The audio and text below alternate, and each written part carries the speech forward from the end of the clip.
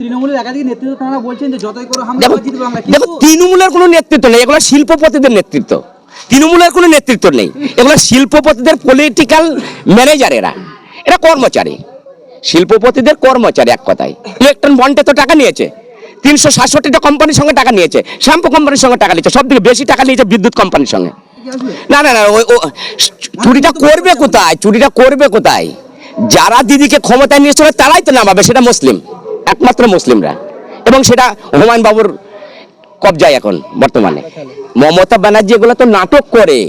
উনি তো বেকারদের 1,500 টাকা দিল, মহিলাদের 500 টাকা দিল, তা ইমাম ভাতার সে বাড়ালো না কেন? 60 বছর পর যে বৃদ্ধ মা বাবারা আছে ঘরে বসে, তাদের 2 টাকা বাড়ালো না কেন? তাদের তো টাকা বাড়ায়নি। তাহলে বয়স্ক মহিলা এবং বয়স্ক পুরুষদের কাছ থেকে আমরা যাব যে তোমাদের বেতন বাড়ায়নি, তোমরা ভোটটা কেন দিবা তাকে? এবং আমরা তো এই যে 26,000 যে চাকরি গেল, তাদের পরিবারের কাছে আমরা তো যাবো তো, যে আবার তোমরা চাকরি পাবা না, তোমাদেরকে এরকম করে রাখবে। এটা কি ভোট ধরা কৌশল? হ্যাঁ, ওটা এটা ভোটের কৌশল। উনি যে হয়তো 2-10 দিনের মধ্যে হয়তো আবার বলতে পারে যে আবার আমি পরীক্ষা নেব, দিয়ে আবার ভোট কোটা টানার জন্য, কিন্তু বাস্তবে চাকরি দেবে না। কিন্তু অনেক শুভেন্দু অধিকারী বলছে আমরা ক্ষমতা এলে লক্ষ্মীর ভান্ডার 5,000 টাকা। দেখুন, শুভেন্দু অধিকারীর কথাটা আমি বলছি হ্যাঁ সত্য। তার ম্যানেজার মোদিবাবু 15 লক্ষ টাকা তো দেওয়ার কথা, দিল কই? আবার বছরে 2 কোটি টাকার চাকরি, 2 কোটি চাকরি, সেটাকে বললো কি জুমলা। ও ভোটের প্রচারে ওগুলা বলতে হয়। দিল্লিতে বলেছিল।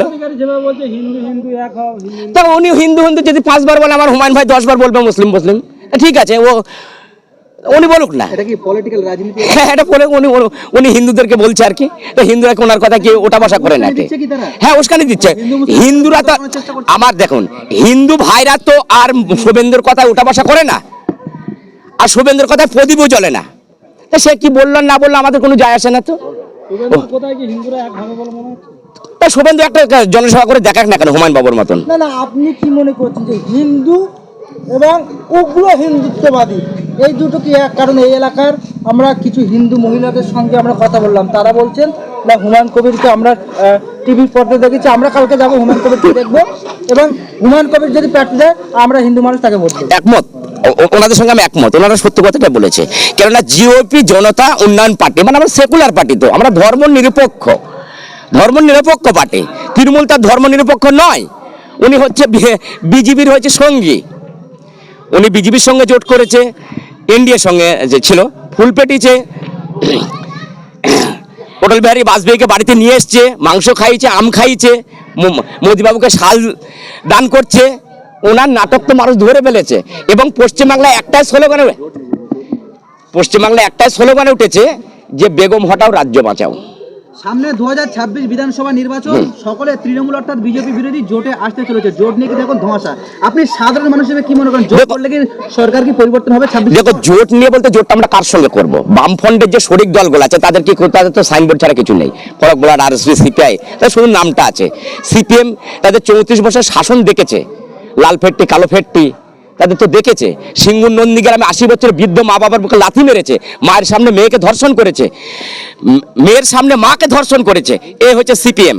এবং 77 সালে জ্যোতি বসু বেতার ভাষণে বলেছিল যে জাল যার খাল তার, নাঙল যার জমি তার। সেই সিপিএম চাষিদের বুকে লাথি মেরেছে, জমি কেড়ে নিয়েছে, জাল কেড়ে নিয়েছে। সিপিএম তো বামপন্থী দল নয়, বলে সিপিএম তো বামপন্থী দল নয়, ওরা মুখোশধারী বামপন্থী। জোট করলে কি সরকার পরিবর্তন হবে? দেখুন, জোটের প্রয়োজন নেই। আমাদের হুমায়ুন সাহেব এবং নওশাদ ভাই এবং মেম পার্টির সঙ্গে তো আমাদের অলরেডি জোট হয়েই গেছে। আমাদের এই 3টে থাকবে যথেষ্ট। দেখুন, জোটের নৌকার মাঝি হচ্ছে, জোটের নৌকার মালিক হচ্ছে হুমায়ুন বাবু, আর নওশাদ ভাই হচ্ছে ম্যানেজার।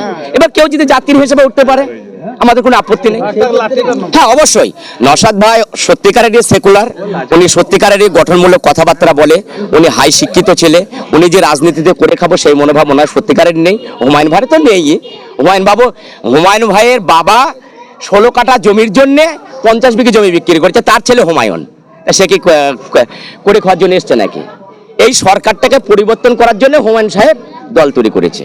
এই যে হুমায়ুন কবির বাবরি মসজিদ করছেন, মুসলিমদের একটি বাবরি মসজিদ একটি আবেগ, এক শ্রেণীর মানুষের যেন কোথাও চিরবির চিরবির করছে, তাদের চিরবির চিরবির কেন করছে? ওরা হচ্ছে মুনাফিক, ওরা পুরো মুনাফিক। ওদের ভিতরে ইসলামের দরদ ব্যথা বেদনা কিছুই নেই। ওরা জঘন্য মানুষ, ওরা পরকালকে ভয় করে না। আরে মসজিদ হলে তো এটা জান্নাতের বাগিচা। আল্লাহ পাক রব্বুল আলামিন বলেছে মসজিদ মানে জান্নাতের বাগিচা। আমরা এই দুনিয়াকে প্রাধান্য দিইনি, এটা এর দুনিয়া তো ক্ষণস্থায়ী, কিছুক্ষণের জন্য। পরকালটাই হচ্ছে আমাদের আসল, এ ফালতু দুনিয়া। আর পরকালকে ভয় করে বহু মানুষ ওই আপনার টাকা দান করছে, মসজিদে ইট দান করছে, বালি সিমেন্ট বহু কিছু জমি জায়গা দান করছে। এটা যারা পরকালকে বিশ্বাস করে, পরকালকে মানে তারাই। আর বাদ বাকি যেসব মুসলিম দেখবেন মৌলানা, অনেক মৌলানা আছে, তারা বিরোধী করছে, তারা হচ্ছে জঘন্য কাফের মুনাফিক। ওদেরকে বলা যাবে ফেরাউন, সাদ্দাত, নমরুদ, আবু জেহেল, আবু লাহাব, উতবা, সাইবা, ওরা কাফের, ওরা বিশাল কাফের। মুসলমান হয়ে মুসলমানের যে ব্যথা বেদনা ভাগ নেয় না, আল্লাহ নবী বলেছে মুসলমানের ব্যথা বেদনা যে ভাগ নেয় তিনি আমার উম্মত। যে একটি নেতার ভিডিও সোশ্যাল মিডিয়ায় খুব ভাইরাল হচ্ছে, বলছে বাবরি মসজিদ করতে দিন, বাবরি মসজিদ করতে দিন, আমরা আসছি সেটাকে ভাঙতে। ওই যে অর্জুন সিং, জঘন্য মানুষ, মুখে বলতে পারে কাজে নাই, জঘন্য মানুষ। ও বলেছিল মুসলমানদের দোকানে কিনবেন না, মাংস কিনবেন না, বিরিয়ানি কিনবেন না, অমুক কিনে দেবো, আপনার হয়ে যাবে। আরে তাই হয়? মুসলিম হচ্ছে পারিশ্রমিক জাতি। এ পৃথিবীর যে প্রান্তেই থাক, এরা পরিশ্রম করে খেতে পাবে। একটা যদি 90 বছরকার বুড়ো হয়, তাও সে মাথায় করে 10-8 পাট বই নিয়ে চলে যাবে। হুমায়ুন কবির কিন্তু কাবাসী অর্জুন সিংয়ের চোখে চোখ রেখে বলছেন বেল লাগাতে আসলে ছুটে ফেলবে। সঠিক কথাই বলেছে। হুমায়ুন কাউকে গ্রাহ্য করে না, ডোন্ট কেয়ার, ও কাউকে গ্রাহ্য করে না।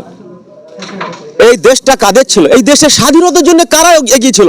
দেখেন, যত স্বাধীনতার পিছনে আছে সব মুসলিম।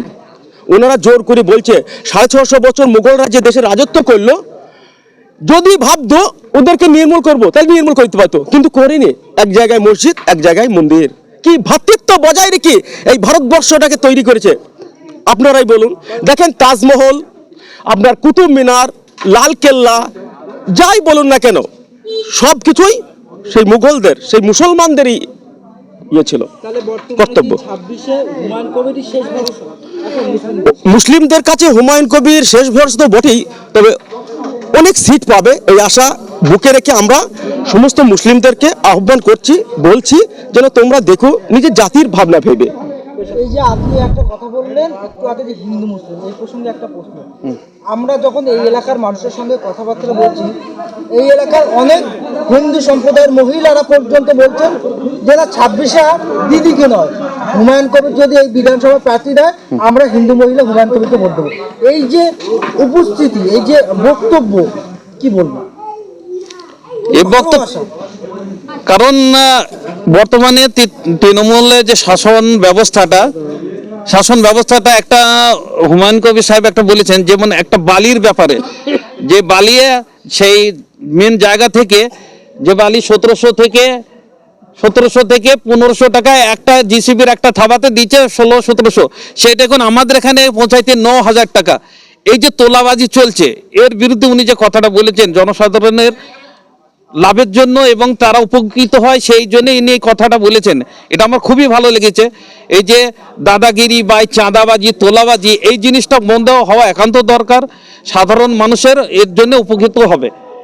আর এই জন্যে হিন্দু মুসলমান সকলেই ওনার এই কথাকে সমর্থন করেছেন এবং ওনার পার্টির সমর্থনে দাঁড়িয়েছেন এবং ওনাকে ভোট দেবে বলে মনস্থব করেছেন। শেষ প্রশ্ন, আপনার কোথাও মনে হচ্ছে যে 26-এ যদি হুমায়ুন কবির ক্ষমতায় আসে, এই তোলাবাজি বন্ধ করবে হুমায়ুন কবির? আমরা আশা করছি অবশ্যই বন্ধ হবে, কারণ ওনার কথা এবং কাজ সবই মিলিয়ে যাচ্ছে। কারণ উনি বাবরি মসজিদ করবেন বলেছেন, ওর কাজ শুরু হয়ে গেছে, অলরেডি শুরু হয়ে গেছে, গত জুম্মাবারে দেখেছি এবং প্রতিদিনই আমরা আপডেট দেখি যে কি কি কাজ চলছে কি না চলছে। সুতরাং ওনার কথার এবং কাজের অনেকটাই মিল আমরা খুঁজে পাচ্ছি। ভবিষ্যতে আমি ভাবছি যদি উনি জিতেন অবশ্যই এই কার্যকরী হবে, তোলাবাজি বন্ধ হবে। আমার নাম হাবিবুর রহমান, রাধাকান্তপুর পূর্বপাড়া। বাহ, একদিকে হাইকোর্টের বিশিষ্ট আইনজীবী হাবিবুর রহমান, হ্যাঁ। আপনারও নাম হ্যাঁ জি, আমার চাচা ভাইপুই হচ্ছি, মানে ওটা হচ্ছে আমার দাদুর, আমার মামাতো ভাই ছেলে, ওটা আমার ঠাকুরদার আপন মামার ছেলে।